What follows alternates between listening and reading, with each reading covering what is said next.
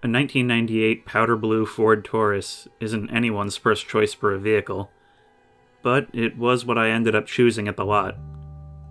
It wasn't a bad car, not too many miles, recently replaced tires, and it was cheap. My only real complaint is that the previous owner had seriously gone overboard with the air fresheners. The whole interior reeked of vanilla and pine. The dealer, real nice guy, said he was cutting me a deal. Told me that they were having trouble moving this one off the lot and explained that no one seemed to be interested. I guess I'm less picky than average because the car looked fine to me. So a check and a handshake later and I was driving home. And that's when the strangeness started. I hadn't noticed it during the complimentary test drive that I had been given, but there was a lump in the padding of the seat, right in the small of my back. It wasn't enough to make driving uncomfortable, so I assumed that the foam was coming loose under the fabric and just let it go. The car was a decade old, after all. For about 2 weeks I drove around like that, to and from work, picking up groceries and the like.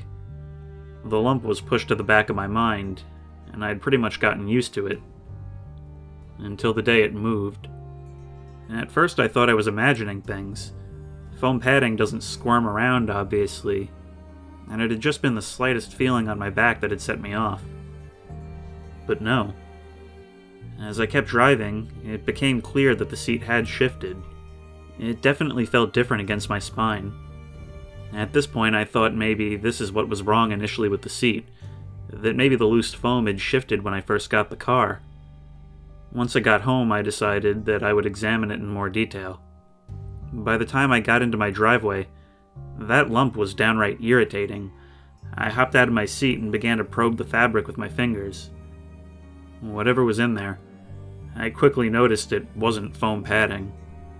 The consistency was thicker than foam, almost gelatinous, and there was hard pieces inside it that felt almost like stone. I couldn't make it out at the time, but the shape of the thing was familiar, too.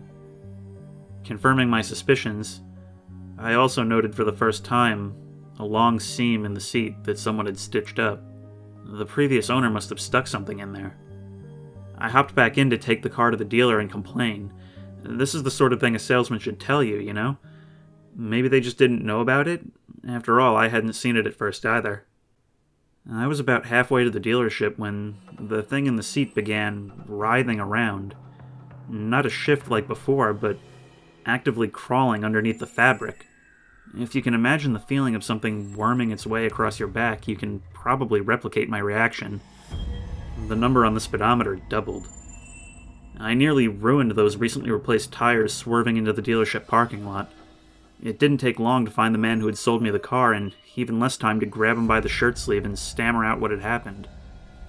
He was surprised by my story, but strangely receptive, more than I would be if some punk teenager started rambling about squirming car seats, and came back with me to the car, pulling out a pocket utility knife as we walked. As we cut the fabric of the seat open, the stench that spewed out almost literally knocked us back out of the car.